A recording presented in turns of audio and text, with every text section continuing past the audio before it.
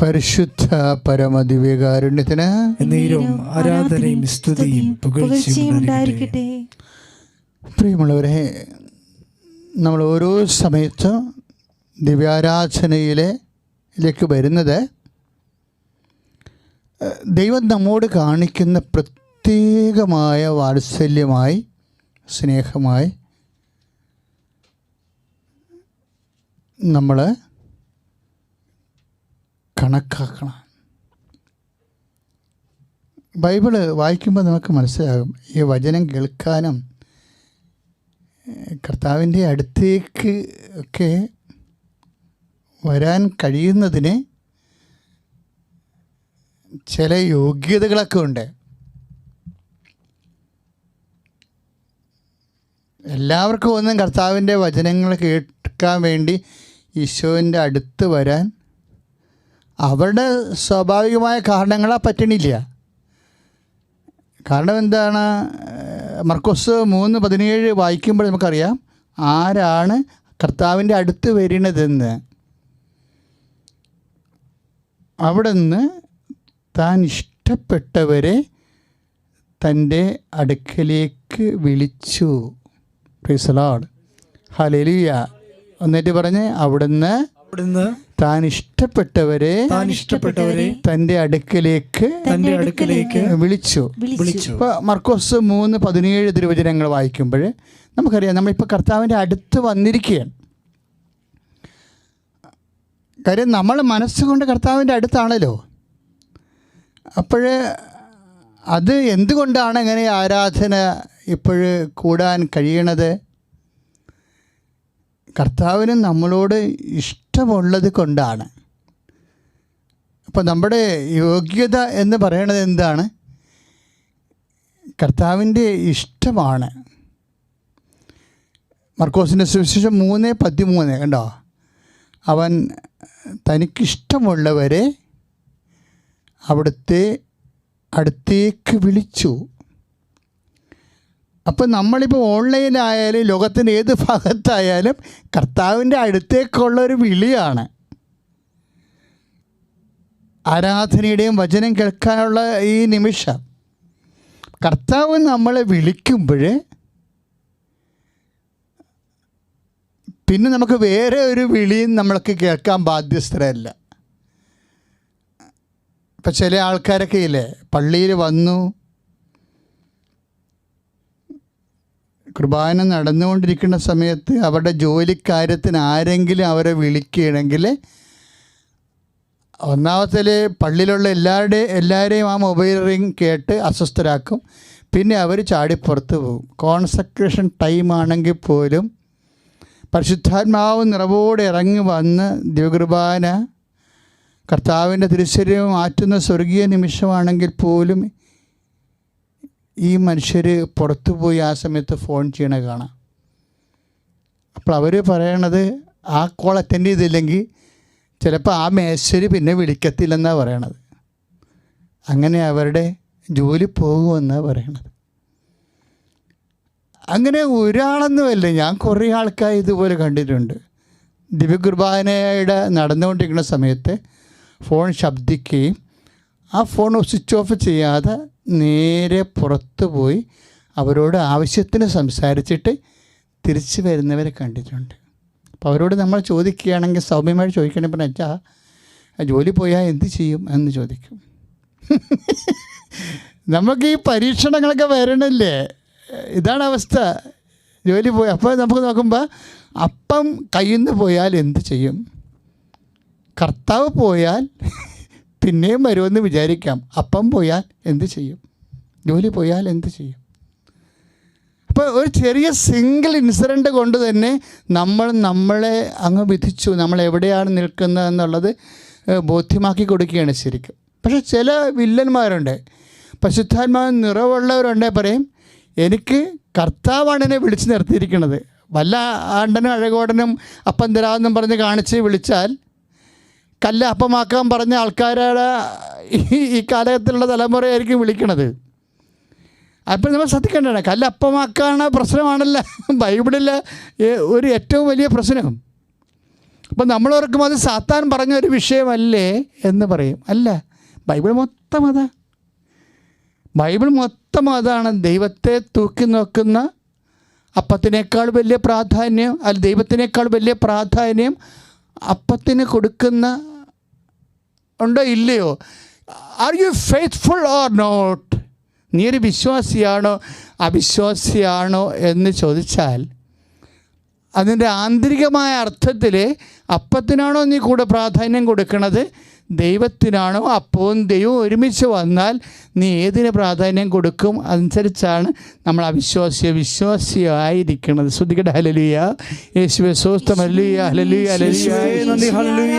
Hallelujah യേശുവേ സ്തുതി, ഹല്ലേലൂയ ഹല്ലേലൂയ ഹല്ലേലൂയ ഹല്ലേലൂയ ഹല്ലേലൂയ യേശുവേ നന്ദി, ഹല്ലേലൂയ ഹല്ലേലൂയ.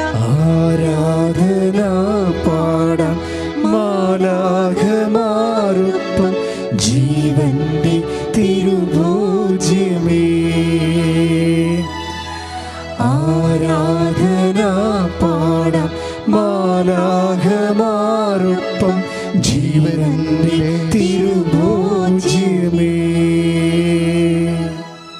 പരിശുദ്ധ പരമദിവ്യകാരുണ്യത്തിന് നേരവും ആരാധനയും സ്തുതിയും പുകഴ്ചയും ഉണ്ടായിരിക്കട്ടെ. ചില സമയത്ത്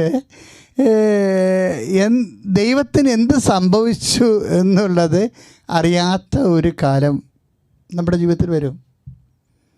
ദൈവത്തിന് എന്ത് സംഭവിച്ചു, ദൈവത്തിൻ്റെ കൂടെ നിന്ന് വന്ന് നമ്മൾ വിചാരിച്ചിരുന്ന ആൾക്കാർക്ക് എന്നാ സംഭവിച്ചു, മെത്താമാർക്കും സംഭവിച്ചു, അച്ഛന്മാർക്കും സംഭവിച്ചു, അങ്ങനെയൊക്കെ ചിന്തിക്കത്തില്ല ആൾക്കാർ. അപ്പം എന്ത് സംഭവിച്ചു എന്നുള്ളത്, ദൈവത്തിന് എന്ത് സംഭവിച്ചു, ആത്മീയതയ്ക്ക് എന്ത് സംഭവിച്ചു എന്നുള്ളത് അപ്പത്തിലേക്കുള്ള നമ്മുടെ ചായ്വിൻ്റെ ബഹിസ്ഫുരണമായിട്ട് വരുന്ന ഒരു ചോദ്യമാണ്. അതിപ്പോൾ ചോദിക്കാൻ തുടങ്ങിയതല്ലേ. ഇതെല്ലാം പഴയ പ്രശ്നങ്ങൾ തന്നെയാണ് ശരിക്കും. ഇപ്പം നമ്മൾ ഈജിപ്തിൽ നിന്ന് കൂട്ടിക്കൊണ്ടു വന്ന മോശയ്ക്ക് എന്ത് സംഭവിച്ചു എന്നല്ല ജനം ചോദിച്ചത്, അഹറോനോട് ചോദിച്ചത്. പുറപ്പാട് 32:1 നമ്മളെ ഈജിപ്തിൽ നിന്ന് കൂട്ടിക്കൊണ്ട് വന്ന മോശയ്ക്ക് എന്ത് സംഭവിച്ചു. അപ്പം എന്ത് സംഭവിച്ചു എന്ന്, ഒന്നും സംഭവിക്കാത്തപ്പോഴും എന്തോ സംഭവിച്ചു എന്ന് വരത്തി തീർക്കാൻ ശ്രമിക്കുന്ന ഒരു സമൂഹം എന്ന് ഇവിടെ ഉണ്ടായിരുന്നു. ശ്രദ്ധിക്കണ്ട. ഹല്ലേലൂയ, യേശുവേ സ്തോത്രം, ഹല്ലേലൂയ ഹല്ലേലൂയ ഹല്ലേലൂയ ഹല്ലേലൂയ ഹല്ലേലൂയ ഹല്ലേലൂയ യേശുവേ ആരാധന, ഹല്ലേലൂയ. പരിശുദ്ധ പരമദിവ്യകാരുണ്യത്തിന് നേരവും ആരാധനയും സ്തുതിയും പുകഴ്ചയും ഉണ്ടായിരിക്കട്ടെ. നമ്മൾ എന്തിനാ കർത്താവിൻ്റെ വചനം ധ്യാനിക്കണത്, വായിക്കണത്? കഴിഞ്ഞ തലമുറയിലുള്ളവർ ദൈവത്തെ എങ്ങനെ അഭിമുഖീകരിച്ചു, ഇങ്ങനെ വ്യത്യസ്തമായ കാലാവസ്ഥകളിൽ അവരെങ്ങനെ അതിനെ സമീപിച്ചു, എന്ത് നിലപാടെടുത്തു. ഇപ്പം എന്താ ചോദ്യം? എന്താ? മോസസ് കുറച്ച് കാലത്തേക്ക് പ്രാർത്ഥനയിലേക്ക് ദൈവം അവനെ വിളിച്ചു. അപ്പോൾ അവൻ്റെ ആബ്സൻസ് അവിടെ വന്നു. ആബ്സൻസ് വരുമ്പോൾ കുറേ ആൾക്കാർ ചോദ്യങ്ങൾ ഉയർത്തുകയാണ്. എന്താണ്? മോശയ്ക്ക് എന്ത് സംഭവിച്ചു? അതാണ് 32 പുറപ്പാട് 32:1 നമ്മളെ ഈജിപ്തിൽ നിന്ന് കൂട്ടിക്കൊണ്ടു വന്ന മോശയ്ക്ക് എന്ത് സംഭവിച്ചു, വികാരിച്ചന് എന്ത് സംഭവിച്ചു, ബിഷപ്പിന് എന്ത് സംഭവിച്ചു, കന്യാസ്ത്രീക്ക് എന്ത് സംഭവിച്ചു, സഭയ്ക്ക് എന്ത് സംഭവിച്ചു? ഇങ്ങനെ ചോദ്യങ്ങൾ ഉയർത്തുന്ന കാലം എന്താണ്? കാളക്കുട്ടിയെ ആരാധിക്കാൻ ആഗ്രഹിക്കുന്നവരാണ് ചോദ്യങ്ങൾ ഉയർത്തണത്. അതെപ്പോഴും നമ്മൾ ഓർക്കണം. ഈ രഹസ്യ അജണ്ടകളെല്ലാം സത്യദൈവത്തിൽ നിന്ന് ജനത്തെ പിന്തിരിപ്പിച്ചുകൊണ്ട് കാളക്കുട്ടിയെ ആരാധിക്കാൻ തീരുമാനിച്ചിട്ടുള്ളവരെ അപ്പം കൊണ്ട് മാത്രമാണ് ജീവിക്കണമെന്ന് ചിന്തിക്കുന്നവരെ എപ്പോഴും ചോദ്യങ്ങൾ ഉയർത്തിക്കൊണ്ടിരിക്കും. ശ്രുതികട ഹല്ലേലൂയ, യേശുവേ സ്തോത്രം, ഹല്ലേലൂയ ഹല്ലേലൂയ ഹല്ലേലൂയ ഹല്ലേലൂയ ഹല്ലേലൂയ ഹല്ലേലൂയ ഹല്ലേലൂയ യേശുവേ നന്ദി, ഹല്ലേലൂയ ഹല്ലേലൂയ ഹല്ലേലൂയ യേശുവേ നന്ദി, യേശുവേ സ്തുതി, യേശുവേ കാരുണ്യത്തിന് നേരവും ആരാധനയും സ്തുതിയും പുകഴ്ചയും ഉണ്ടായിരിക്കട്ടെ. അവർ അഹറോനെ വളഞ്ഞു വെച്ച് ഞങ്ങൾക്ക് കാളക്കുട്ടിയെ നിർമ്മിച്ചു തരാൻ സമ്മർദ്ദം ചെയ്തു. വിശ്വാസിയെ എപ്പോഴും വിശ്വാസികളിൽ എന്ന് നമ്മൾ കരുതപ്പെടുന്നവരെ എല്ലാവരും വിശ്വാസികളാകണമെന്ന് നിർബന്ധമില്ല. ഫാക്ട്. നമ്മൾ വിശ്വാസികൾ ആണെന്ന് കരുതപ്പെടുന്നവർ, അവരുടെ ചിലപ്പോൾ വിശ്വാസികളുടെ പേരുണ്ടാകാം, പക്ഷെ അവർ വിശ്വാസികളാണെന്ന് ഒരിക്കലും നിർബന്ധമില്ല. എന്താ കാരണം വെച്ച് കഴിഞ്ഞാൽ അവർ അഹ്റോനെ വളഞ്ഞു വെച്ചിട്ട് പറയണത്, ഞങ്ങൾക്ക് കാളക്കുട്ടിയെ ഉണ്ടാക്കി തരണം. ഉടനെ അഹ്റോൻ പറഞ്ഞു, ശരി. അഹ്റോനെയും കാലിടറണത് കണ്ടില്ലേ? ശരിക്കും നിങ്ങൾ കാതിലെ വളയവും ജിമിക്കൊക്കെ കൊണ്ടുവരാൻ പറഞ്ഞു അവരെ. അപ്പോൾ ചേച്ചിമാരെല്ലാം അതെല്ലാം ഊരിക്കൊടുത്തു. അപ്പോൾ തന്നെ സാധാരണ സ്വർണ്ണ കൊതിച്ചുകളാണ് പെണ്ണുങ്ങൾ. പക്ഷേ ഇപ്പോൾ ഈ വിഷയത്തിൽ വന്നപ്പോൾ ഒരു പ്രലോഭനം, ദൈവത്തിനെതിരെ ഒരു പ്രലോഭനം വന്നാൽ സാത്താൻ ആ വിഷയങ്ങൾ ശരിക്കും അങ്ങ് മുതലെടുക്കും. ചേച്ചിമാരെല്ലാം സ്വർണവും വളയും മാലയൊക്കെ ഊരിക്കൊടുത്ത് അഹ്റോൻ ആദ്യം പറയുന്നത്, അത് ഇപ്പം 32:4 പുറപ്പാടിൻ്റെ പുസ്തകം 32:4 അവനത് തീയിലേട്ടിട്ട്, അപ്പോൾ ഉടനെ ഒരു കാളക്കുട്ടിയെ വാർത്തെടുത്തെന്നാണ് പറയണത്. Golden calf വാർത്തെടുത്തു.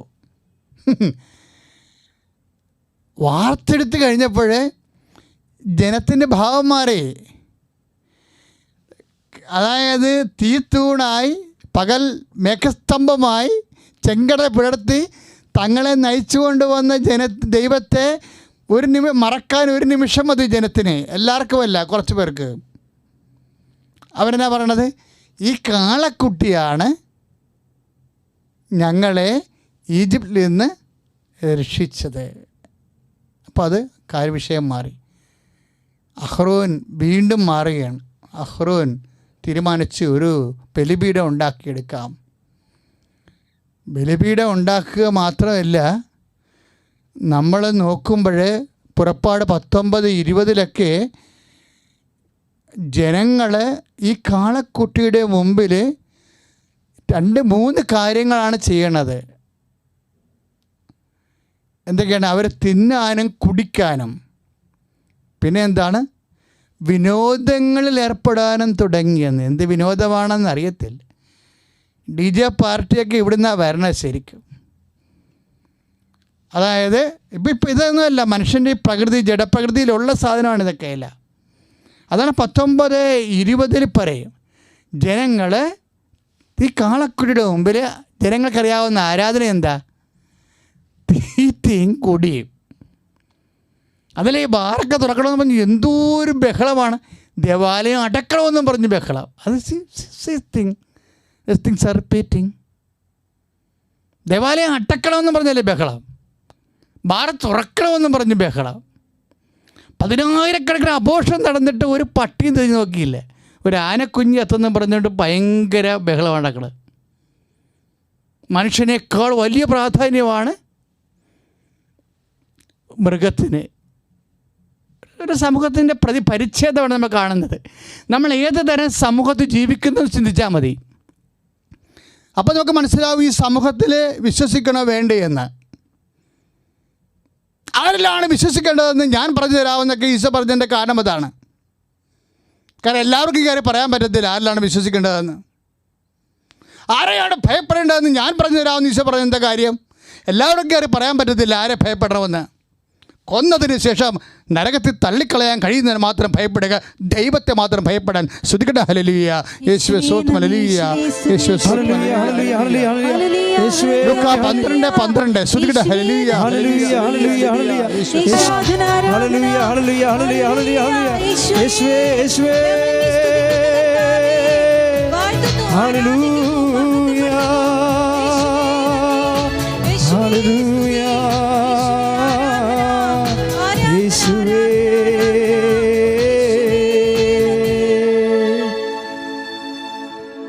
പരിശുദ്ധ പരമദിവ്യകാരുണ്യത്തിന് എന്നേരവും ആരാധനയും സ്തുതിയും പുകഴ്ചയും ഉണ്ടായിരിക്കട്ടെ. പരിശുദ്ധ പരമദിവ്യകാരുണ്യത്തിന് എന്നേരവും ആരാധനയും സ്തുതിയും പുകഴ്ചയും ഉണ്ടായിരിക്കട്ടെ. ബൈബിൾ പറയുമേ, ചില സമയത്ത് മനുഷ്യൻ്റെ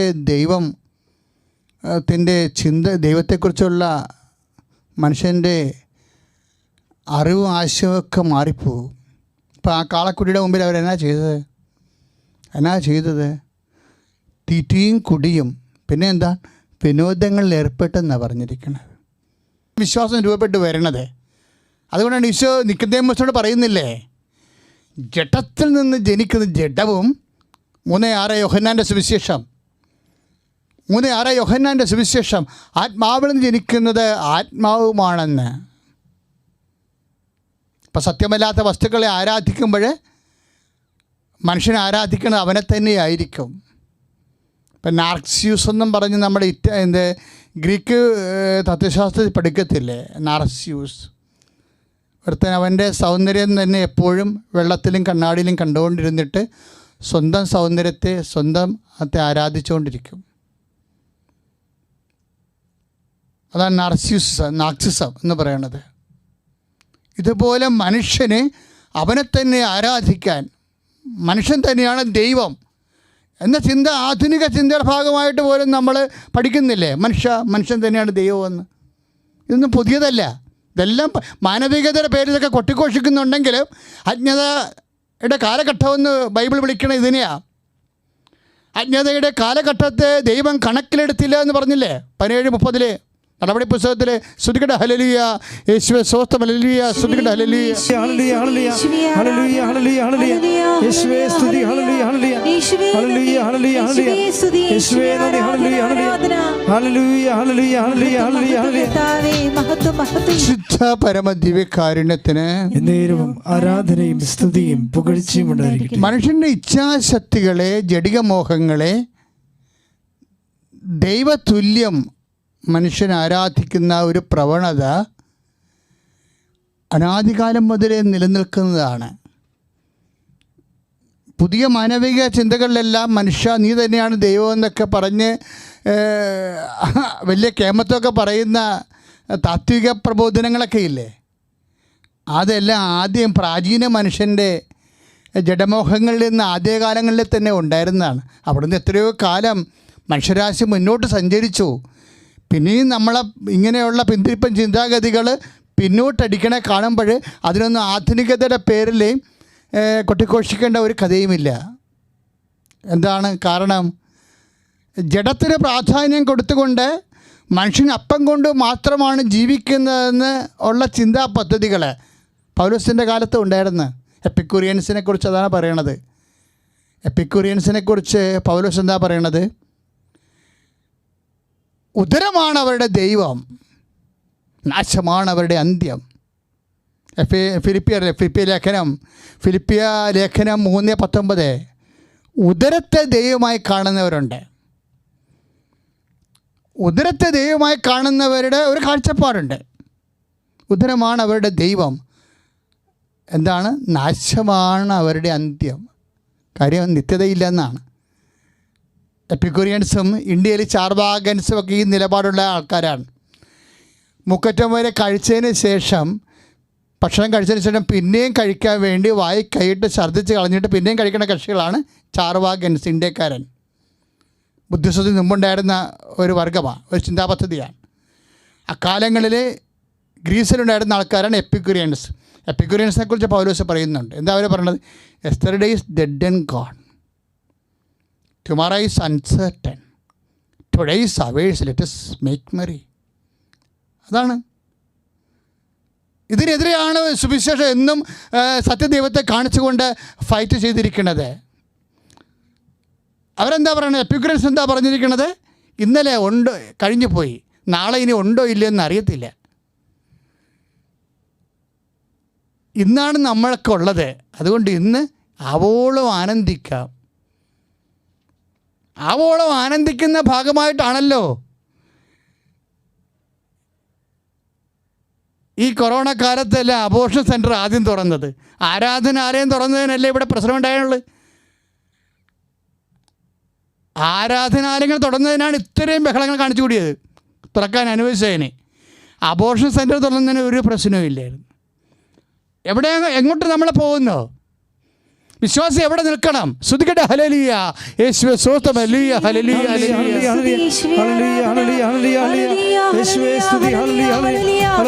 പരമദിവ്യകാരുണ്യത്തിന് ആരാധനയും സ്തുതിയും പുകഴ്ചയും ഉണ്ടായിരിക്കട്ടെ. മനുഷ്യ കുഞ്ഞുങ്ങളെ വയറ്റിലിട്ട് കൊല്ലാൻ വേണ്ടി നിയമം എഴുതി വെച്ചിരിക്കുന്ന രാജ്യമാണിത്. ആർക്കും ഒരു പ്രശ്നമില്ല. ഒരു ആനക്കുഞ്ഞ് ചത്തപ്പോൾ എല്ലാ കോർപ്പറേറ്റുകളും സിനിമാ നടന്മാരെല്ലാവരും വീട്ടിൽ ഇരുന്ന് മുങ്ങാൻ തുടങ്ങി, AC റൂമിലിരുന്നുകൊണ്ട്. ഒരു കർഷകൻ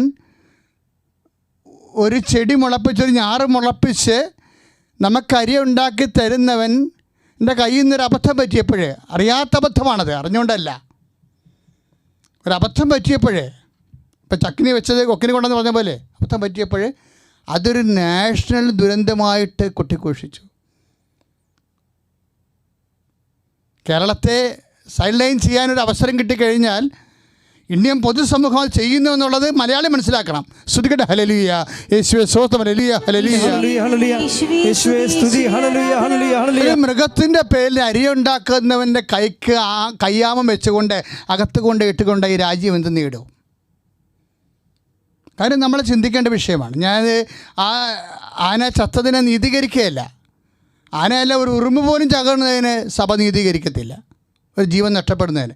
പക്ഷേ യാഥാർത്ഥ്യങ്ങളെ അംഗീകരിക്കാനോ തുറന്ന മനസ്സോട് കാണുവാനോ അതിന് പറ്റുന്ന രീതിയിലുള്ള മനുഷ്യോന്മുഖമായ പരിസ്ഥിതിജന്യമായ നിയമ സംവിധാനങ്ങളും ജീവന് സുരക്ഷിതം ലഭിക്കാൻ ബാധ്യതയുള്ള സ്ഥലത്താണ് നിയമങ്ങൾക്ക് അർത്ഥം ഉണ്ടാകേണ്ടത്. ശ്രദ്ധിക്കട്ടെ. ഹല്ലേലൂയ. യേശുവേ സ്തോത്രം. ഹല്ലേലൂയ. മനുഷ്യരെക്കാളും മൃഗങ്ങൾക്ക് പ്രാധാന്യം കൊടുക്കുന്ന ഒരു സമൂഹത്തിൽ നിന്ന് ബൈബിൾ നമ്മളെ എന്തുമാത്രം മുന്നോട്ട് കൊണ്ടുവന്നോ? ഈ കാളക്കുട്ടിയൊക്കെ അങ്ങനെ വരണതാ. ദൈവത്തെക്കാൾ മനുഷ്യനേക്കാൾ മൃഗത്തിന് പ്രാധാന്യം കൊടുക്കുന്ന ഒരു ആരാധനാ സംവിധാനങ്ങളെ നമ്മുടെ പ്രാക്ചരിത്രത്തിൻ്റെ ഭാഗമാണ്. ശരിക്കും പ്രാക്തന ചരിത്രത്തിൻ്റെ ഭാഗമാണ്. എന്താണ് കാളയെന്ന് പറയണത്? വിത്ത് കാള എന്താണത്? അത് പശുക്കിടാവിനെ ജനിപ്പിക്കുന്ന ബീജമുള്ള ഉർവര സംവിധാനത്തിൻ്റെ ഭാഗമാണ്, ഫലപുഷ്ടിയുടെയൊക്കെ ഭാഗമാണ്. ഈജിപ്ഷ്യൻ കാഫ് വർഷിപ്പ് എന്നൊക്കെ പറഞ്ഞ് നമ്മൾ നെറ്റിലടിക്കുമ്പോൾ നമുക്ക് മനസ്സിലാകും അത് കൊയ്ത്തും ആയിട്ട് ബന്ധപ്പെട്ടതാണ്. അതുപോലെ തന്നെ ഉർവരതയുമായിട്ട്, ഭൂമിയുടെ ഉർവരതയുമായി ബന്ധപ്പെട്ടുള്ളതാണ്. എന്ന് വെച്ചാൽ അപ്പം തന്നെ അർത്ഥം, അപ്പം കൊണ്ട് മാത്രം എന്ന് പറഞ്ഞ് ആ സംഭവം. കാളക്കുട്ടി ആരാധിക്കുക എന്ന് വെച്ച് കഴിഞ്ഞാൽ കാള ഫലപുഷ്ടിയുടെയും ഉർവരതയുടെയും, നമുക്കറിയാമല്ലോ പ്രാചീന മനുഷ്യൻ്റെ ഇന്നല്ലേ ഇപ്പോൾ വ്യവസായവും കമ്പ്യൂട്ടറും ഒക്കെ IT ഒക്കെ വരണത്. പണ്ട് മനുഷ്യരുടെ ജോലി എന്താണ്? കൃഷിയും കന്നുകാലി വളർത്തലും. സാമൂഹ്യ പാഠങ്ങൾ പഠിക്കുമ്പോൾ നമ്മളെന്താ പറയണത്? അവിടെ ജനം എങ്ങനെ ജീവിച്ചത്? കൃഷി കൊണ്ടും കന്നുകാലി വളർത്തൽ കൊണ്ടും. അപ്പോൾ കൃഷിയുടെയും കന്നുകാലി വളർത്തലിൻ്റെയും പ്രതീകമാണ് കാള. കാളയെ ആരാധിക്കുമ്പോൾ ആരാണ് ആരാധിക്കണത്? കൃഷിയെയാണ് ആരാധിക്കണത്. അതുപോലെ തന്നെ കന്നുകാലികളെ ആരാധിക്കുകയാണ്, പാലിനെ ആരാധിക്കുന്നു, അതുപോലെ തന്നെ അപ്പത്തെ ആരാധിക്കുന്നു. അപ്പം കൊണ്ട് മാത്രം, അതാണ് സാധനം. അപ്പം അപ്പം കൊണ്ട് മാത്രമാണ് മനുഷ്യൻ ജീവിക്കണതെന്ന് ആദ്യകാലം മുതലുള്ള ഒരു സംസ്കാരത്തിൻ്റെ ഭാഗമാണ്. ഇതിനെയാണ് ബൈബിൾ തിരുത്തണത്. മരുഭൂമിയിൽ നടത്തിക്കൊണ്ട് തിരുത്തും. മരുഭൂമി നടത്തിക്കൊണ്ട് ബൈബിൾ തിരുത്തുന്നത് എങ്ങനെയാണ്? മനുഷ്യൻ അപ്പമില്ലാത്തൊരു കാലത്തേക്ക് മനുഷ്യനെ കടത്തിവിടുമ്പോൾ മനുഷ്യൻ അപ്പം കൊണ്ട് മാത്രമല്ല, നിയമാർത്ഥനം 8:3 വായിക്കണത് എന്താണ്? മനുഷ്യൻ അവിടെ നിങ്ങളെ മരുഭൂമിയിലൂടെ നയിച്ചത് നിങ്ങളെ എളിമപ്പെടുത്താനും, പിന്നെന്താണ്?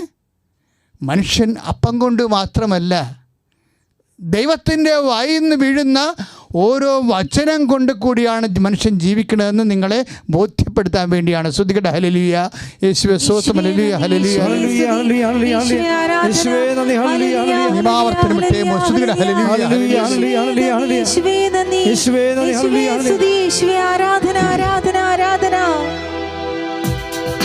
സ്തുതിയും പുകഴ്ചയും ഉണ്ടായിരിക്കട്ടെ. അപ്പം കൊണ്ട് മാത്രമെന്നുള്ള ചിന്താ പദ്ധതികളാണ് ആരാധനയ്ക്കെതിരായി വരുന്ന മതനിരപേക്ഷത എന്ന് പറയണത്.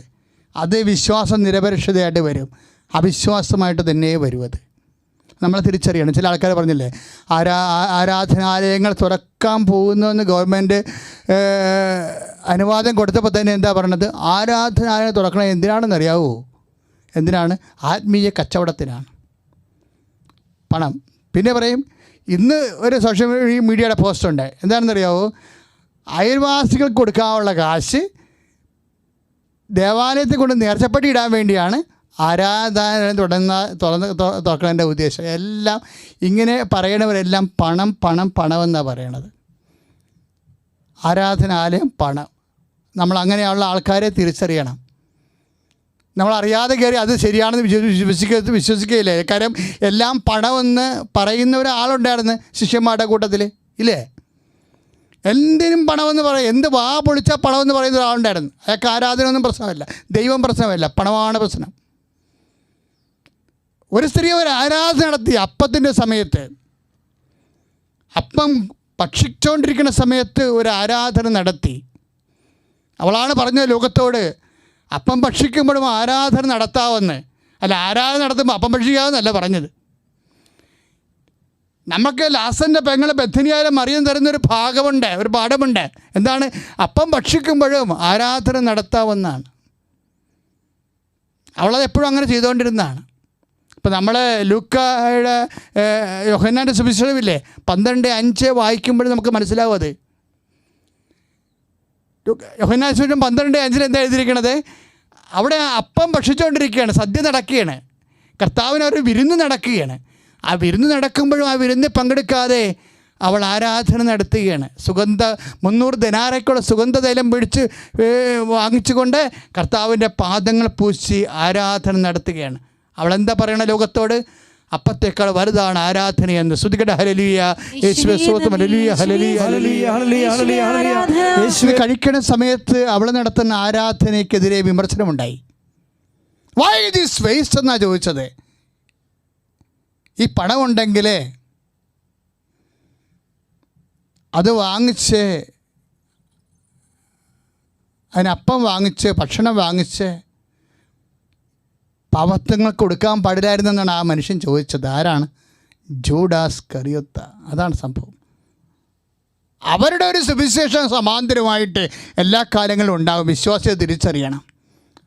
ആരാധനയേക്കാൾ വലുതാണ് അപ്പമെന്ന് പറയുന്നത്. പക്ഷേ യോഹന്നാനൊരു കാര്യം പറയും, അവൻ കള്ളനാണെന്ന് പറയും.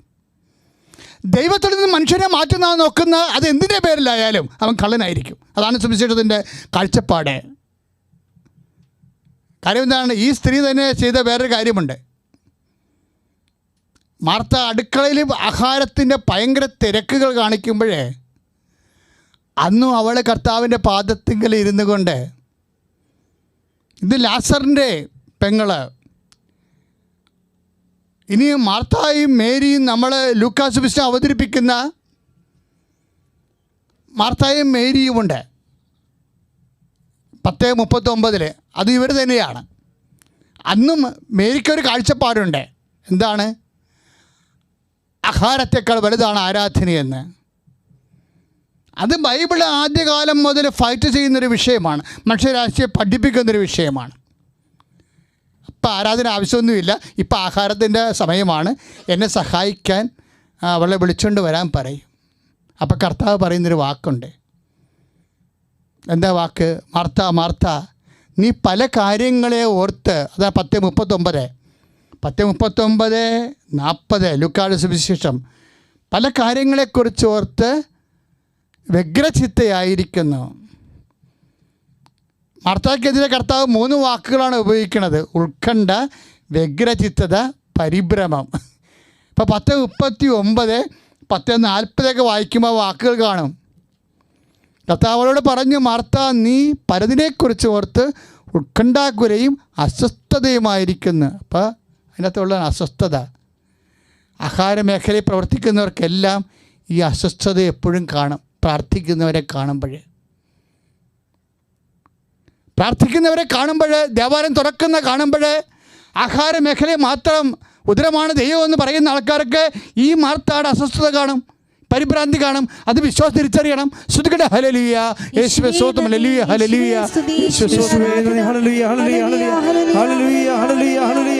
യേശുവേ ആരാധന. പരമദിവ്യകാരുണ്യത്തിന് എന്നേരവും ആരാധനയും സ്തുതിയും പുകഴ്ചയും ഉണ്ടായിരിക്കട്ടെ. ആരാധനയെക്കാളും ദൈവത്തെക്കാൾ വലുതാണ് തീറ്റയും കുടിയും. അതിനേക്കാൾ വലുതാണ് വിനോദമെന്നാണ് കൊടുത്ത കാളക്കുട്ടിയുടെ മുമ്പിൽ, സ്വർണത്തിൻ്റെ കാളക്കുട്ടിയുടെ മുമ്പിൽ ആരാധിക്കുന്ന ജനത്തെക്കുറിച്ച് ദൈവവചനം പറയണത്. അതാണ് പുറപ്പാടിൻ്റെ പുസ്തകം 32:14 എഴുതിയിരിക്കുന്നത്. ആ കാളക്കുട്ടിയുടെ മുമ്പിൽ അവർ തിന്നാനും കുടിക്കാനും വിനോദങ്ങൾ ഏർപ്പെടാനും തുടങ്ങിയെന്നാണ് പറഞ്ഞത്. ഈ വിനോദത്തിൻ്റെ സമൂഹത്തിലേക്കാണ് മോശ കർത്താവിൻ്റെ വചനങ്ങൾ വലിച്ചെറിഞ്ഞിട്ട് പറയും, The Lord God is your God. There shall not be another God. ഈ കാളക്കുട്ടിയാണ്. വിശ്വാസി വ്യക്തതയോടെയാണ് കർത്താവിൻ്റെ വചനം വായിക്കേണ്ടത്. കാലത്തിൻ്റെ ഓരോ സംഭവങ്ങളോടും ചേർത്ത് വെച്ചുകൊണ്ട് കർത്താവിൻ്റെ വചനം വായിക്കുമ്പോൾ ഇതിനെ കത്തിച്ച് കളയുകയാണ് ചെയ്യണത്. ആ ഗോൾഡൻ കാഫിനെ, സ്വർണ്ണത്തിൻ്റെ കാളയെ മോസസ് തല്ലിപ്പൊട്ടിച്ച് കത്തിച്ച് കളയും. അത് പറയാതെ നമ്മൾ പറയുന്ന വാക്കെന്താണ്? മനുഷ്യൻ അപ്പം കൊണ്ട് മാത്രമല്ല, ദൈവത്തിൻ്റെ വായിൽ നിന്ന് വീഴുന്ന ഓരോ വചനം കൊണ്ട് കൂടിയാണ്. അങ്ങനെയുള്ള പ്രവണതകൾ കർത്താവിൻ്റെ കാലം തൊട്ട് ഇന്ന് വരെ അങ്ങ് തുടർന്നു പോകുന്നത്. അതിനെതിരെയുള്ള ജാഗ്രതയാണ് വിശ്വാസ ജീവിതം. ശ്രുതികട്ടെ ഹല്ലേലൂയ, യേശുവേ സ്തോത്രം, ഹല്ലേലൂയ, യേശുവേ നന്ദി, ഹല്ലേലൂയ, ഹല്ലേലൂയ, ഹല്ലേലൂയ, ഹല്ലേലൂയ. യേശുവേ ആരാധന, ആരാധന, ആരാധന. ഹല്ലേലൂയ, ഹല്ലേലൂയ, ഹല്ലേലൂയ, ഹല്ലേലൂയ, ഹല്ലേലൂയ, ഹല്ലേലൂയ. യേശുവേ നന്ദി, ഹല്ലേലൂയ, ഹല്ലേലൂയ. പരമദിവ്യകാരുണ്യത്തിന് എന്നേരവും ആരാധനയും സ്തുതിയും പുകഴ്ചയും ഉണ്ടായിരിക്കട്ടെ. അപ്പത്തെ തള്ളിപ്പറയുകയല്ല, ആഹാരത്തെ തള്ളിപ്പറയുകയല്ല. ആഹാരമില്ലാതെ നമുക്ക് ജീവിക്കാൻ പറ്റത്തില്ല.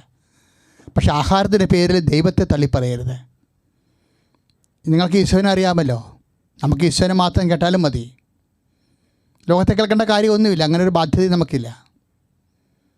ഈശോ എന്നാ ചെയ്തത്? അപ്പം ആഹാരം വർദ്ധിപ്പിച്ച ദിവസം ആഹാരം വേണം, ഞാൻ ഇവരും കൈയോടെ പറഞ്ഞു വിട്ടാൽ അവർ വഴി തളർന്നു വീഴുമെന്ന് പറഞ്ഞുകൊണ്ടാണ് കർത്താവ് അപ്പത്തെ വർദ്ധിപ്പിച്ചത്. 5000 പേർക്ക് വേണ്ടി തീറ്റിപ്പോറ്റിയത്. പക്ഷേ തീറ്റിപ്പോറ്റിയതിന് ശേഷം കർത്താവ് കിടന്നുറങ്ങിയില്ല. മത്തായിയുടെ സുവിശേഷം 14:21 വായിക്കുമ്പോൾ നമുക്ക് മനസ്സിലാകും.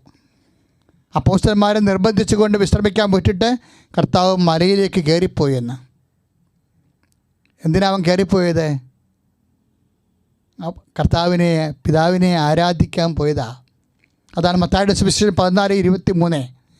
മനുഷ്യൻ അപ്പം കൊണ്ട് മാത്രമല്ല ജീവിക്കണത് എന്ന് അവൻ പിശാചിനോട് പറഞ്ഞിരുന്നു. ഇപ്പോഴവൻ പറയാതെ അവൻ്റെ ജീവിതം കൊണ്ട് അത് പ്രകടിപ്പിക്കുകയാണ്. അപ്പം വർദ്ധിപ്പിച്ച രാത്രി 14:23 അവൻ മലയിലേക്ക് കയറിപ്പോയി. രാത്രി ഉറങ്ങാനുള്ളതാണ്.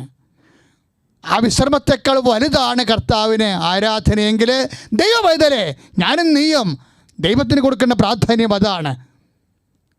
ആരാധിക്കാൻ ദൈവത്തിന് അനുഗ്രഹം ലഭിച്ചവർക്ക് ചിലപ്പോൾ വിശ്രമത്തെക്കാളും ആഹാരത്തെക്കാളും വലുത് ആരാധനയായിരിക്കും. അതിന് എതിരെ വരുന്ന എല്ലാ സാഹചര്യങ്ങളെയും ജാഗ്രതയോടെ മനസ്സിലാക്കിക്കൊണ്ട് ദൈവത്തിൻ്റെ പക്ഷം ചേർന്ന് ദൈവത്തിൻ്റെ സമൂഹത്തിൻ്റെ അംഗമായി ജീവിക്കുവാൻ, കർത്താവിൻ്റെ സുവിശേഷത്തിന് സാക്ഷ്യം വഹിച്ചുകൊണ്ട് ദൈവത്തിന് പക്ഷം ചേർന്ന് ജീവിക്കാൻ ആത്മാവാണ് ജീവൻ നൽകണത് എന്ന് പറയുമ്പോൾ 3:6 പറയുന്നില്ലേ? ആത്മാവാണ് ജീവൻ നൽകുന്നത്, ജഡം പരശൂന്യമാണ്. പരശൂന്യമായ ജഡത്തെ സംരക്ഷിക്കുന്നതിന് വേണ്ടി ആത്മാവിനെ പണയപ്പെടുന്ന പ്രവണതയ്ക്കെതിരെയാണ് ഈശോ സംസാരിച്ചത്. ലോകം മുഴുവൻ നേടിയാലും നമ്മൾ 16 മത്തായിയുടെ സുവിശേഷത്തിൽ വായിക്കും, നിൻ്റെ ആത്മാവ് നഷ്ടപ്പെട്ടാൽ എന്ത് പ്രയോജനം? ശ്രദ്ധിക്കട്ടെ. ഹല്ലേലൂയ, യേശുവേ സ്തോത്രം, ഹല്ലേലൂയ,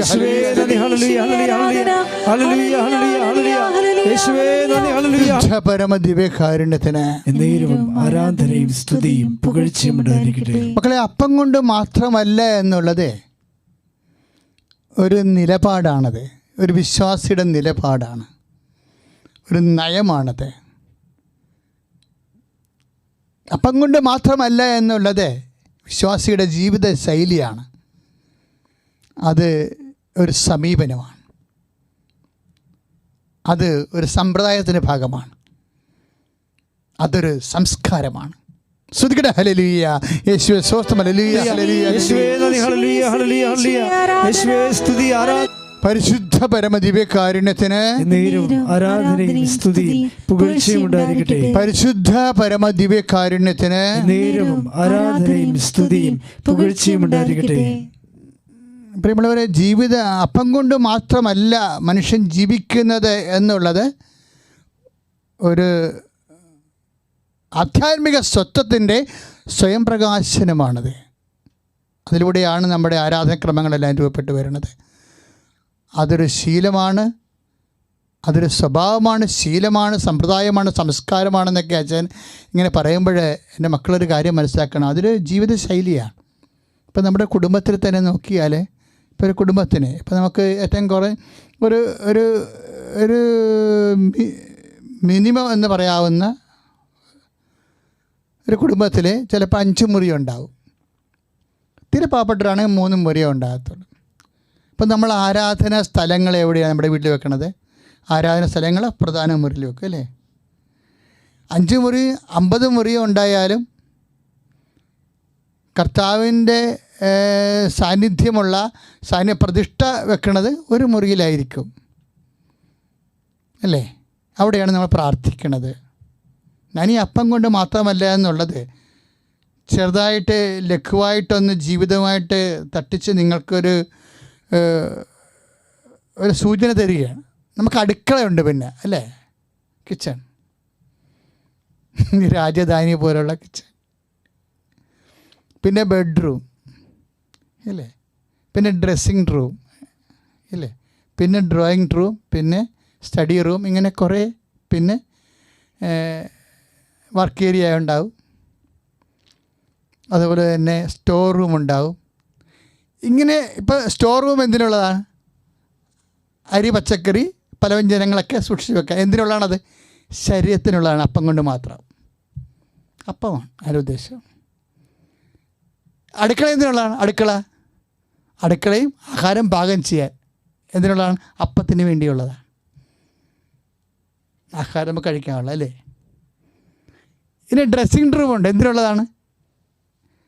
ഈ ശരീരം ഒന്ന് മറക്കാൻ വേണ്ടിയുള്ളതാണ്. അത് ശരീരത്തിൻ്റെതാണ്. അപ്പം കൊണ്ട് മാത്രമാണ്. ശരീരത്തിനാണ്. എല്ലാ മുറികളും ശരീരത്തിനുള്ളതാണ്. മുഴുവൻ റൂഫ് എന്തിനുള്ളതാണ്? ശരീരത്തിന് കുളിരും മഴയും വെയിലും കൊള്ളാതിരിക്കാൻ ശരീരത്തിനുള്ളതാണ്. ആ വീടിൻ്റെ മുഴുവൻ മുറികൾ. ഇനി ബെഡ്റൂം എന്തിനുള്ളതാണ്? അടുത്ത തലമുറയ്ക്ക് ജന്മം നൽകാൻ വേണ്ടി ഈ ബെഡ്റൂം ഉപയോഗിക്കപ്പെടുന്നു അല്ലേ? വിശ്രമിക്കാനും ഉപയോഗിക്കപ്പെടുന്നു. അപ്പോൾ എന്തിനുള്ളതാണ്? ബോഡിക്കുള്ളതാണ്. അപ്പോൾ എല്ലാ മുറികളും ശരീരത്തിൻ്റെതാണ്. എല്ലാ മുറിയും അപ്പത്തിൻ്റെതാണ്, ജഡത്തിൻ്റെതാണ്. അപ്പോൾ ഒരു മുറി മാത്രമാണ് നമുക്ക് പ്രാർത്ഥനാ മുറി ഉള്ളത് അല്ലേ? തീരെ പാവപ്പെട്ടവരാണെങ്കിൽ ആ മുറിയിൽ നമ്മൾ വിശ്രമിക്കുക, വേറെ മാർഗ്ഗമില്ലല്ലോ നമുക്ക്. അപ്പോഴും മറ്റേ മുറി, ഈ മറ്റ് കിച്ചൺ ആയാലും സ്റ്റോർ റൂം ആയാലും അതുപോലെ തന്നെ ബെഡ്റൂം ആയാലും അപ്പം കൊണ്ട് മാത്രമല്ല മനുഷ്യൻ ജീവിക്കണത് എന്ന് പറഞ്ഞ വചനങ്ങൾ പ്രാവർത്തികമാക്കുമ്പോഴേ എങ്ങനെയാണത് പ്രാവർത്തികമാക്കണത്? അവിടെയും നമ്മൾ പ്രാർത്ഥനയ്ക്ക് ഉപയോഗിക്കണം. കിച്ചണിലായാലും അരി കഴുകുമ്പോഴും പ്രാർത്ഥിക്കാൻ പറ്റും നമുക്കല്ലേ? അത് തവിച്ച് വെക്കുമ്പോഴും നമുക്ക് പ്രാർത്ഥിക്കാൻ പറ്റും. പ്രാർത്ഥിക്കുന്നവൻ പ്രാർത്ഥിക്കുന്നുണ്ട് ഇപ്പോഴും. ഞാൻ പൊതുവായിട്ട് സംസാരിച്ചതാണ്. ഇപ്പം കൊച്ചു തോബിയാസ് അവന് ജീവിത പങ്കാളിയെ നൽകിയപ്പോൾ, ദൈവം നൽകിയപ്പോൾ അവർ ഒരുമിക്കാൻ പോകുന്ന കൊച്ചു തോബിയാസ് എന്താ പ്രാർത്ഥിച്ചത്? അപ്പാ, ഞാൻ ഈ സ്ത്രീയെ സമീപിക്കണത് ജഡാസക്തിയോടെ അല്ല എന്ന് പറഞ്ഞുകൊണ്ടാണ് ദൈവത്തിന് വേണ്ടി കുഞ്ഞുങ്ങളെ ജനിപ്പിക്കുന്നതിന് വേണ്ടിയാണ് അവരവരുടെ വിവാഹരാത്രികളെ ഉപയോഗിക്കുന്നത്. അപ്പോൾ ബെഡ്റൂമിലും പ്രാർത്ഥന നടക്കും, പ്രാർത്ഥനാ മുറിയിലും പ്രാർത്ഥന നടക്കും. ഒരു വിശ്വാസത്തെ സംബന്ധിച്ചിടത്തോളം വിശ്വാസം ഒരു ജീവിത സമീപനമാണ്, ശൈലിയാണ്. പഠനമുറിയിലും പ്രാർത്ഥന നടക്കും. ഇതെല്ലാവരും ഈ വിശ്വാസ സമൂഹം ചെയ്തുകൊണ്ടിരിക്കുന്ന കാര്യങ്ങളാണ്, പുതിയ കാര്യങ്ങളൊന്നുമല്ല. പക്ഷേ ഇനി ചെയ്യുമ്പോൾ കർത്താവിൻ്റെ വചനമാണ്. നമ്മൾ എവിടെയെല്ലാം പഠിക്കുന്ന സ്ഥലത്ത്, പ്രാർത്ഥിക്കുന്ന സമയത്ത്, വിശ്രമിക്കുന്ന സമയത്ത്, ഭക്ഷണം പാകം ചെയ്യുന്ന സമയത്ത് എവിടെയെല്ലാം നീ ദൈവത്തിനെ ഓർക്കുന്നുവോ അവിടെയെല്ലാം നീ പറയാതെ പറയുന്ന വചനമാണ്. അപ്പം കൊണ്ട് മാത്രമല്ല ജീവിക്കണത്, മനുഷ്യൻ ദൈവത്തിന് വായിന്ന് വരുന്ന ഓരോ വചനം കൊണ്ടാണെങ്കിൽ നീ ദൈവ പൈതലായി മാറി. ശ്രുതിക്കട്ടെ ഹല്ലേലൂയ. ആരാധനയും സ്തുതിയും പുകഴ്ചയും ഉണ്ടായിരിക്കട്ടെ. പരിശുദ്ധ പരമ ദിവ്യകാരുണ്യത്തിന് എന്നേരവും ആരാധനയും സ്തുതിയും പുകഴ്ചയും ഉണ്ടായിരിക്കട്ടെ. പ്രിയമുള്ളവരെ, നമ്മൾ രോഗസൗഖ്യ പ്രാർത്ഥനയ്ക്ക് പ്രവേശിക്കുകയാണ്. ഒത്തിരിയേറെ പേരെ നമ്മുടെ തിരുഹൃദയ വണക്കത്തിലും കഴിഞ്ഞ മാസം ഈ മാസത്തിലും മാതാവിൻ്റെ വണക്കമാസത്തിലും പിന്നെ ഇപ്പോഴ് എല്ലാ ഞായറാഴ്ചയും അഭിനന്ദ പിതാവിൻ്റെ കുർബാന നടക്കുമ്പോൾ കുർബാനയുടെയും ഒക്കെ ഇപ്പോഴ് ഉടമ്പടി ആരാധനയൊക്കെ ജനങ്ങളെ കൃപാസനത്തിലേക്ക് അവരുടെ ജീവിത വേദനകളും വിഷമതകളും പറഞ്ഞ് പ്രാർത്ഥനാ സഹായം സമർപ്പിക്കുന്നുണ്ട്. അവരെല്ലാവരെയാണ് ഞങ്ങളിപ്പോഴേ ഓർക്കുന്നത്. ഈ പ്രാർത്ഥനയിലും ആരാധനയിലും ഈശോ ദിവ്യകാരുണ്യമേ, അധ്വാനിക്കുന്നവരും ഭാരം വഹിക്കുന്നവർ എൻ്റെ ഇടയ്ക്ക് വരിക, ഞാൻ നിങ്ങളെ ആശ്വസിപ്പിക്കാമെന്ന് അരുളി ചെയ്ത കർത്താവേ, വിശന്ന് വരഞ്ഞ ജനക്കൂട്ടത്തെ കണ്ടപ്പോൾ ഞാൻ അവരെ വെറും കൈയോടെ പറഞ്ഞു വിട്ടാൽ അവർ വഴി തളർന്നു വീഴുമെന്ന് പറഞ്ഞുകൊണ്ട് കരുണയോടെ അപ്പത്തെ വർദ്ധിപ്പിച്ചു കൊടുത്ത കർത്താവേ, ഞങ്ങളുടെ ഭൗതികമായ എല്ലാ സാഹചര്യങ്ങളെയും കരുണയോടെ കടാക്ഷിക്കുന്നവനെ, അനേകായിരങ്ങളെയും കോടികളെയും ഓരോ ദിവസവും കാലവും നീ സന്ധിക്കുന്നവനെ, നിന്റെ സന്ധിപ്പിൻ്റെ വരതുകറി പ്രാർത്ഥിക്കുന്ന ഓരോ മക്കളുടെ കണ്ണിൽ തുടക്കുന്നതിന് വേണ്ടി നീട്ടണമെന്ന് പ്രാർത്ഥിക്കുന്ന ശ്രുതികട്ടെ ഹല്ലേലൂയ ഹല്ലേലൂയ ഹല്ലേലൂയ ഹല്ലേലൂയ യേശുവേ ആരാധന ആരാധന ഹല്ലേലൂയ ഹല്ലേലൂയ ഹല്ലേലൂയ ഹല്ലേലൂയ ഹല്ലേലൂയ ഹല്ലേലൂയ യേശുവേ സ്തുതി ഹല്ലേലൂയ ഹല്ലേലൂയ ഹല്ലേലൂയ യേശുവേ ആരാധന ഹല്ലേലൂയ ഹല്ലേലൂയ. പ്രിയമുള്ളവരെ, രോഗികളെ ഇപ്പോഴേ കർത്താവിൻ്റെ കരുണയ്ക്ക് വേണ്ടി പരിശുദ്ധ അമ്മയുടെ മാധ്യസ്ഥത്തിൽ അഭയം പ്രാപിക്കുക. നിങ്ങളുടെ ബന്ധുക്കൾ പലരും ഇപ്പോൾ ലോക്ക്ഡൗണിൻ്റെ കാലത്ത് പൂട്ടപ്പെട്ടിരിക്കുന്ന കൃപാസന വാതിക്കൽ വന്ന് അമ്മയെ പുറത്തു നിന്ന് കണ്ടിട്ട് പോകും. അവരാശുപത്രിയിലേക്കൊക്കെ പോകുന്നവരായിരിക്കും. പ്രാർത്ഥനാ സഹായം അപേക്ഷിക്കുന്നവരുടെ കൂടെ അങ്ങനെയുള്ളവരെയും ഞങ്ങൾ ഈ സമയത്ത് ഓർക്കുക. കൃപാസനം ഒന്ന് തുറന്ന് കിട്ടിയിരുന്നെങ്കിൽ അമ്മയുടെ സന്നിധാനത്ത് എത്തിച്ചേരാമായിരുന്നല്ലോ എന്ന് ഓർത്ത് വേദനിക്കുന്നവരും അവിടെ മെസ്സേജ് ഇടുന്നുണ്ട്. അവിടെ കണ്ണുനീര് ഞങ്ങൾ ആരാധനയ്ക്ക് വയ്ക്കുന്നു. അച്ഛനോട് ചേർന്ന് പ്രാർത്ഥിക്കുക. കർത്താവേ, ലോകം മുഴുവനും ഓരോരോ പ്രയാസങ്ങളിലെ അഭയം പ്രാപിച്ച് പ്രാർത്ഥനാ സഹായത്തിനായി അപേക്ഷിച്ചിരിക്കുന്നവരുടെ വിവിധങ്ങളായ ജീവിത സമ്മർദ്ദങ്ങളെ പരിശുദ്ധ അമ്മയുടെ മാധ്യസ്ഥത്തിലെ ദിവ്യകാരുണ്യമേ അങ്ങേക്ക് സമർപ്പിക്കുന്നു. അവരെ സ്പർശിക്കണമേ, അവരെ ആശ്വസിപ്പിക്കണമേ, അവരെ സന്തോഷിപ്പിക്കണമേ, സാക്ഷികളാക്കി മാറ്റണമേ.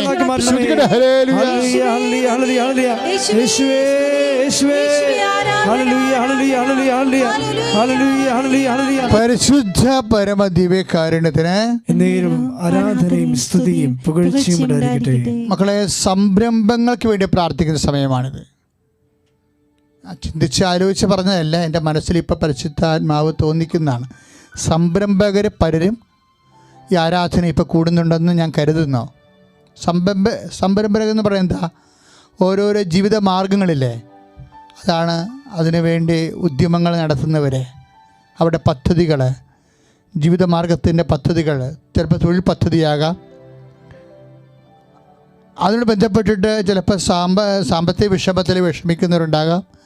സാങ്കേതിക നിയമക്കുരുക്കി ചെന്ന് ചാടിയിട്ടുള്ളവരുണ്ടാകാം, ചിലപ്പോൾ കേസ് കൊടുത്തിട്ട് നടത്തിക്കൊണ്ട് പോകാൻ പറ്റാത്തവരുണ്ടാകാം. ഇങ്ങനെ എല്ലാ സംരംഭകരെയും അച്ഛൻ ഈ പരിശുദ്ധ അമ്മ വഴി ഈശോയ്ക്ക് സമർപ്പിക്കുകയാണ്. ശ്രദ്ധിക്കട്ടെ.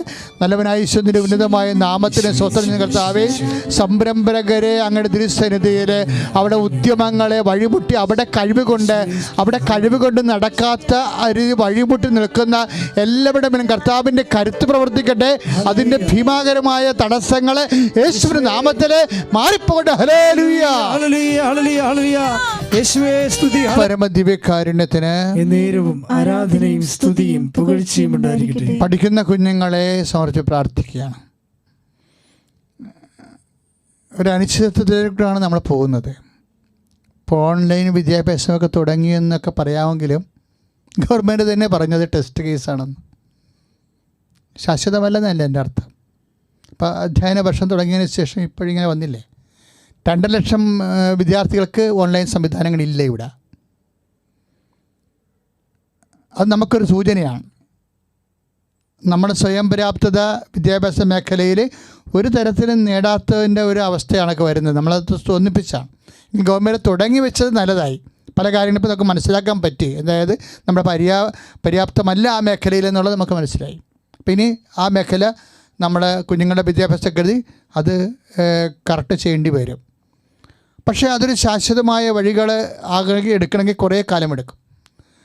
കൊറോണ നമ്മുടെ രാജ്യത്ത് നിന്ന് പോകാതൊരു മാർഗ്ഗവുമില്ല ശരിക്കും. അപ്പം നമ്മളത് വളരെ ഗുരുതരമായ വിഷയമാണ്. ഇതിന് വാക്സിൻ കണ്ടുപിടിക്കുകയാണ് ഏറ്റവും പ്രധാനപ്പെട്ട കാര്യം. ബാക്കിയെല്ലാം നമുക്ക് ചെയ്യാവുന്ന, നമ്മുടെ മാത്രം റിസ്കിൽ ചെയ്യാവുന്ന കാര്യമാണ്. ഈ റിസ്കുകളൊന്നും കുറേ ഇപ്പോൾ ഗവൺമെൻറ് തന്നെ നിസ്സഹായമായ ഒരു അവസ്ഥയിലല്ല. കാര്യം സോഷ്യൽ ഡിസ്റ്റാൻസിങ് നമുക്കറിയാം. അജ്ഞാത ഉത്ഭവങ്ങൾ അറിയാൻ പറ്റണില്ല. കൊറോണയുടെ പല സ്ഥലങ്ങളിൽ ഉത്ഭവങ്ങൾ അറിയാൻ പറ്റണില്ലെന്നുള്ള സൂചനയാണ് വാർത്തകളിൽ നമ്മൾ വായിക്കുന്നത്. അപ്പോൾ നമ്മുടെ കയ്യിൽ നിന്നും സമൂഹത്തിൻ്റെ കയ്യിൽ നിന്നും ഈ കാര്യം വിട്ടുപോയി. ജനങ്ങൾക്ക് ഇത് വന്നു കഴിഞ്ഞാൽ എവിടുന്ന് വന്നു എന്നറിയാൻ പറ്റാത്ത അവസ്ഥയെ. അത്രയും സങ്കടകരമായ ഒരു അവസ്ഥയാണ് ഇപ്പം നിലനിൽക്കുന്നത്. ഈ ഒരു മേഖലയിൽ ദൈവത്തിന് മാത്രമേ എന്തെങ്കിലും ചെയ്യാൻ പറ്റൂ എന്നുള്ളത് എല്ലാവർക്കും മനസ്സിലായ സത്യമാണ്. നമ്മൾ ആരും അല്ല എന്നുള്ളത് മനസ്സിലായി. ആരുമല്ല. ഇനി ദൈവം മാത്രമേ ഉള്ളൂ. നമുക്ക് പ്രാർത്ഥിക്കാം. കർത്താവായ ദൈവമേ, കൊറോണയ്ക്കും അതുപോലെ തന്നെ പല രോഗങ്ങൾക്കും മരുന്ന് കണ്ടുപിടിക്കുന്നതിന് ശാസ്ത്ര ലോകത്തെ അങ്ങ് ആശീർവദിക്കണമേ. കർത്താവേ, നിന്റെ തിരുമുറുവാർന്ന വലത്ത് കരത്താൽ കർത്താവേ ഇതിന് സമാധാനം ഉണ്ടാകാൻ, മനുഷ്യ സമൂഹം സമാധാനത്തിൽ ജീവിക്കുവാൻ ദൈവത്തിന്റെ കരുണ ചൊരിയട്ടെ. ശ്രുതികട്ടെ. ഹല്ലേലൂയ, ഹല്ലേലൂയ, ഹല്ലേലൂയ. യേശുവേ, യേശുവേ, ആരാധന, ആരാധന. ഹല്ലേലൂയ, ഹല്ലേലൂയ, യേശുവേ നന്ദി. ഹല്ലേലൂയ, ഹല്ലേലൂയ, ഹല്ലേലൂയ, ഹല്ലേലൂയ, ഹല്ലേലൂയ. കാരുണ്യത്തിന് നേരവും ആരാധനയും സ്തുതിയും അച്ഛനോട് ചേർന്ന് പ്രാർത്ഥിക്കുക. കർത്താവായ ദൈവമേ, ഞങ്ങളുടെ കുഞ്ഞുങ്ങളുടെ വിദ്യാഭ്യാസ ജീവിതം അനിശ്ചിതത്വത്തോടെ നീങ്ങുന്ന ഈ അവസ്ഥകളിലെ വ്യക്തമായ ദിശാബോധം അധികാരികൾക്ക് നൽകുന്നതിന് ദൈവമേ, ഞങ്ങളുടെ വിദ്യാഭ്യാസ മേഖലകളെ പരീക്ഷ എഴുതിയിരിക്കുന്നവരെയും എഴുതാൻ പോകുന്നവരെയും പഠിച്ചുകൊണ്ടിരിക്കുന്നവരെയും എല്ലാവരെയും ദൈവമേ വ്യക്തത കൊടുക്കണമേ. സത്യത്തിന്റെ പ്രകാശത്താൽ അവരെ ധന്യമാക്കണമേ. ശ്രുതികട്ടെ. ഹല്ലേലൂയ, ഹല്ലേലൂയ, ഹല്ലേലൂയ. യേശുവേ ആരാധന, ആരാധന. ഹല്ലേലൂയ, ഹല്ലേലൂയ, ഹല്ലേലൂയ. യേശുവേ ആരാധനയും സ്തുതിയും പുകഴ്ചയും ഉണ്ടായിരിക്കട്ടെ. മക്കളെ, ജോലി ഇല്ലാത്തവരെ സമർപ്പിച്ചും വരുമാന മാർഗങ്ങൾ നമ്മൾ വിചാരിക്കുന്നതിനേക്കാൾ ഗുരുതരമായ രീതിയിൽ വരുമാന മാർഗങ്ങൾ പരിതാപകരമായ അവസ്ഥയിലായിപ്പോയവരുണ്ട്. അവർ നിങ്ങൾ സാധാരണ പ്രാർത്ഥനയേക്കാൾ കുറച്ചുകൂടി വേദനയോടെ തന്നെയാണ് പരിശുദ്ധ അമ്മ വഴി അവരെ ഈശോയ്ക്ക് സമർപ്പിക്കേണ്ടത്. കുടുംബങ്ങൾ പട്ടിണിയായ മനുഷ്യൻ്റെ എല്ലാ ലെവലും പിടിവിട്ടു പോകും. കാലങ്ങളിലെല്ലാം ക്ഷാമങ്ങൾ ഉണ്ടായിട്ടുണ്ടോ അന്നെല്ലാം മനുഷ്യൻ ബൈബിളിൽ പോലും പറഞ്ഞിരിക്കുന്നത് ഇതിനേക്കാൾ നല്ലത് മരണമായിരുന്നു എന്നാണ്. ആ ഒരവസ്ഥയിലേക്ക് പോകരുത്. അച്ഛനോട് ചേർന്ന് പ്രാർത്ഥിക്കുക. അമ്മേ പരിശുദ്ധ അമ്മേ, ദേവമാതാവേ, അധ്വാന മേഖലകളെ, വരുമാന മേഖലകളെ നഷ്ടപ്പെട്ടവരെ, അതിന് നിവൃത്തിയില്ലാത്തവരുടെ മേൽ കർത്താവിന്റെ കരുണ ചൊരിയണമേ. മനുഷ്യന്റെ പൊതുസമൂഹത്തിന്റെ സ്നേഹത്തിന്റെ ശക്തിയിൽ വർദ്ധിപ്പിക്കണമേ. ഹല്ലേലൂയ.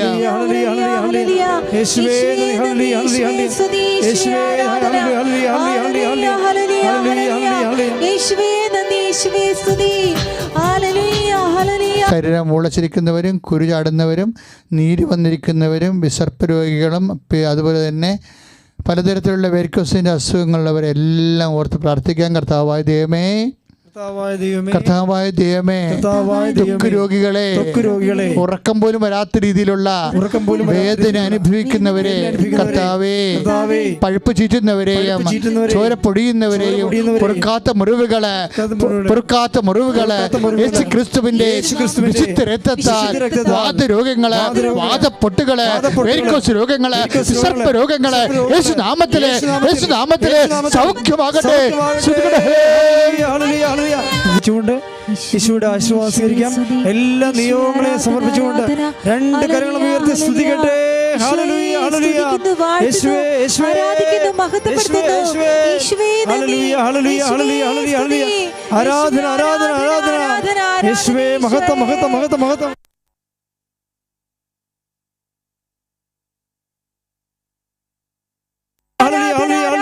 യേശുവേ, ആരാധന, ആരാധന, ആരാധന. ഹല്ലേലൂയ, ഹല്ലേലൂയ, ഹല്ലേലൂയ. യേശുവേ, യേശുവേ, യേശുവേ, ഹല്ലേലൂയ. ആരാധന, ആരാധന. യേശുവേ, ആരാധന. പരിശുദ്ധ പരമമാ ദിവ്യകാരുണ്യമേ, എന്നുമെന്നും അങ്ങേക്കാരാധന. പരിശുദ്ധ പരമമാം ദിവ്യകാരുണ്യമേ, എന്നുമെന്നും അങ്ങേക്കാരാധന. ആവേ, ആവേ, ആവേ മരിയ, ആവേ, ആവേ, ആവേ മരിയ, ആവേ, ആവേ, ആവേ മരിയ, ആവേ.